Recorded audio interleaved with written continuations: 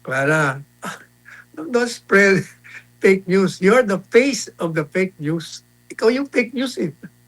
Wala ka na sinabi na walang bahid na kasinungalingan, palaging meron. Anyway, wala naman. Wala naman payag yan na nasa hulog kung mga sa karpintero.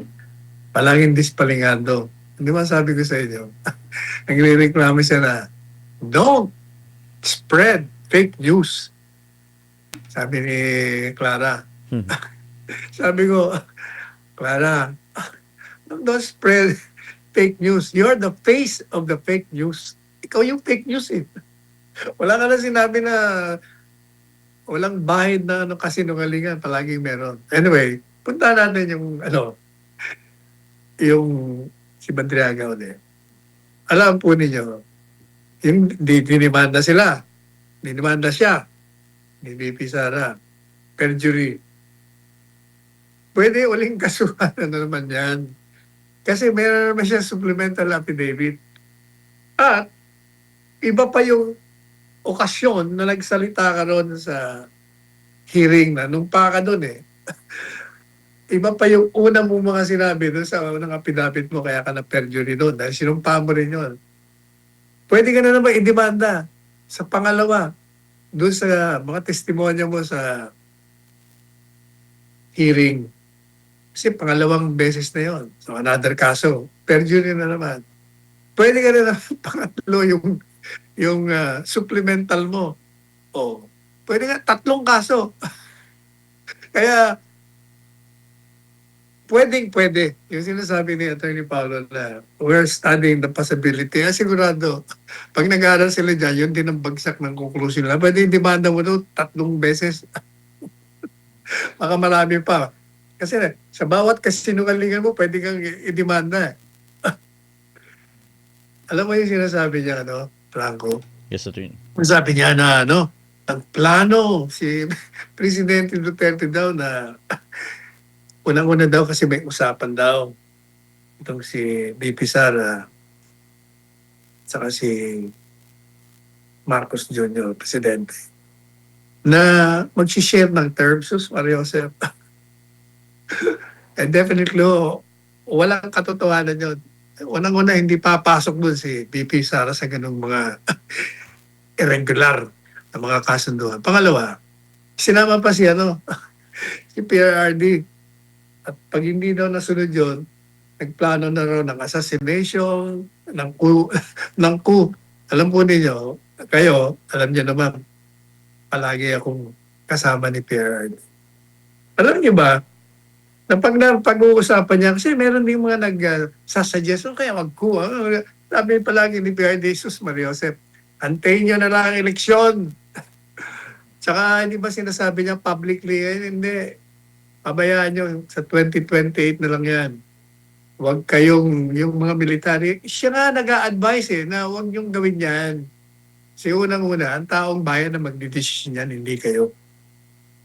Kaya wala akong lahat ng katotohanan. Yan ay talagang gawa-gawa ng mga kalaban ni BP Sara, ni PRRD. Nangunguna dyan si Trililing. Ayan nyo. At sasabog din ito sa kanilang mga muka.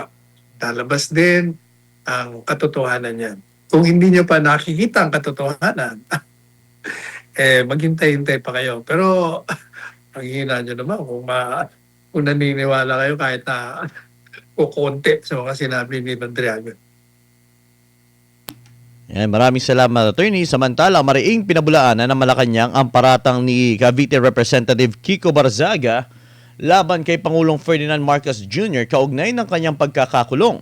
Git pa ng palasyo, maituturing na inciting to the sedition ang mga pahayag ng mambabatas. Narito ang balita ni Creseline Catarong.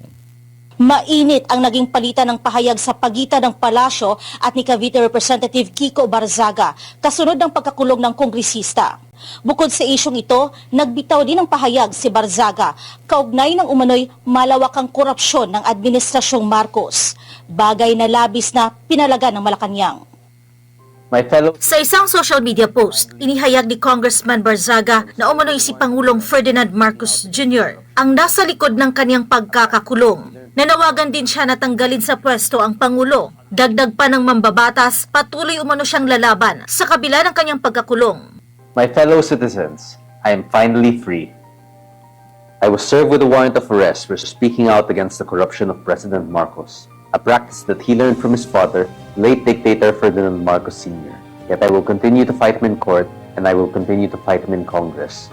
Ayon sa kanya, nararapat umanong alisin sa pwesto si Marcos Jr. dahil sa umano'y malawakang katiwalian. Kabilang dito ang aligasyon ng korupsyon sa flood control projects, labis na buwis, paggamit ng pwersa laban sa protesters, at pagpapabaya sa oil crisis. President Marcos's crimes against the Filipino people are too many to name. And the most notable ones among them are his corrupt flood control projects, his excessive taxation of our citizens, his usage of deadly force against protesters, and his blatant neglect of our oil crisis. The call for President Marcos to resign from his position and for a better president to take his place. We will fight to reclaim our country from evil. Pero ang mga aligasyong ito ay mariing pinabulaanan ng Malacanang. Sa paras briefing nitong Miyerkules, Abril 15, sinabi ni Communications Undersecretary Claire Castro na walang kinalaman ang Pangulo sa kaso ni Barzaga. Giit pa niya, malinaw kung sino ang nagdemanda sa kongresista. Alam din naman niya kung sino ang nagdemanda sa kanya. At alam din naman niya kung kailan siya humingi ng apologies dahil sa kanyang ginawa. Hindi ito makakaila. So paano niya masasabi na ang Pangulo ang nagpakulong sa kanya? Binigyang diin din ng opisyal na hindi kailanman nagsampa ng kaso ang Pangulo laban kay Barzaga. Sa kabila ng mga akusasyon, may mga individual umanong nagpapakalat ng maling impormasyon at nagiging sagabal sa kaayusan ng bansa. Sa mga ganitong klaseng tao po, alam natin, may mga taong fake news peddler, obstructionist, destabilizer, sakim sa kapangyarihan. Itong mga taong to ay hindi na natin po papaharapin sa salamin para tignan ang kanilang konsensya dahil wala silang konsensya. Hinimok din niya ang media at publiko na suriin ang mga pahayag ng mambabatas. Kayo na lang po, sa mainstream media at matitinong nasa SOCMED, kayo na po ang humarap sa salamin at tanungin nyo, totoo ba itong sinasabi ni Congressman Kiko Barzaga? Samantala, nang tanungin kung may tuturing bang inciting to sedition ang mga pahayag ni Barzaga, diretsa ang sagot ni Castro. Obviously, yes. Para sa Diyos at sa Pilipinas kong mahal, ito si Carceline Catarong, SMNI News. And po, Attorney Sala naman po masabi nyo ang banat ni Yussi Claire Castro. Yung sinasabi niya na inciting to sedition, unang-una, ang makakapagsabi lang kung inciting to sedition ang mga ipinahayag ni Congressman Kiko, ay ang hukuman. Pero kung ang batayan mo lamang ay ang panawagan na tanggalin siya sa tungkulin dahil sa mga binanggit niyang kasalanan sa bayan, eh hindi sedition yun. Kasi yung panawagan, hindi naman niya sinabi, mag-alsa tayo laman sa gobyernong ito, laman dito. Hindi naman ganun eh. Ang sinasabi niya, nabanggit niya pa nga na mag-resign. Asking the president to resign is not seditious. Kasi there are many ways of removing him from office. One of them is impeachment.